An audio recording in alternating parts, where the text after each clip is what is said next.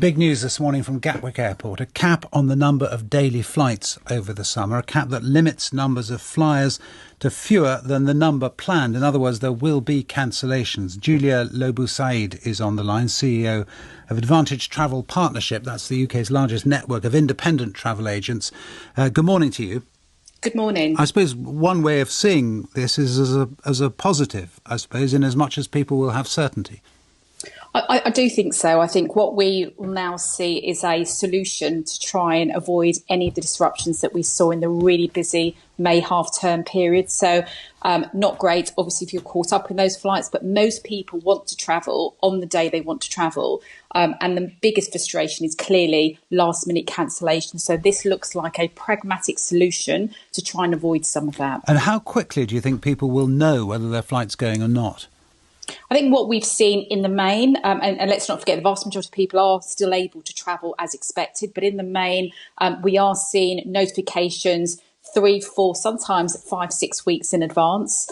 So I'm hoping what we now need to see, given the cap that's just been introduced, that we'll start to see the airlines responding as required and advising passengers with as much notice as possible. That's the point, isn't it? It's the advance notice so that alternative arrangements can be made and potentially arranged by the airlines themselves. How much of a responsibility now does all of this, does the announcement from Gatwick and potentially, I suppose, other airports as well, how much responsibility does it put onto the airlines?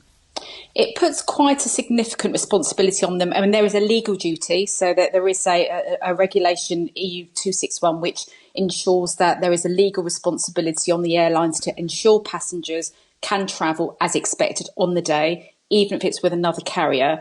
The bottleneck happens if you take the scenario that we're dealing with. It's predominantly due to staff shortages right across the ecosystem.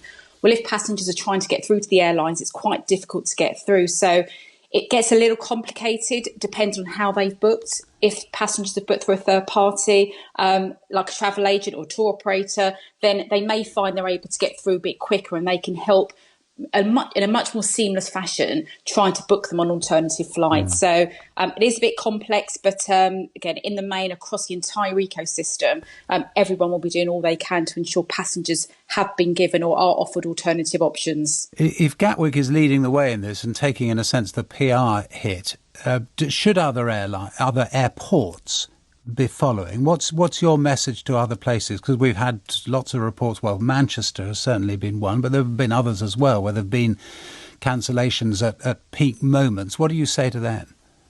I think what we need is, we need certainty. Consumers clearly need certainty. If there is a view as, in advance that actually an airline may not be able to operate as planned, then clearly what we need is for that, for the airports and the airlines together to be having a very open discussion about what can be operated.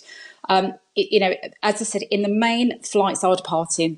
Vast majority of people are travelling to their destination when they want. It's just so incredibly frustrating and disappointing that we are seeing some bottlenecks in the system where flights can't be operated. But it's the advance warning that we really need. All right, Julia Lo Bue-Said, thank you very much for talking to us this morning.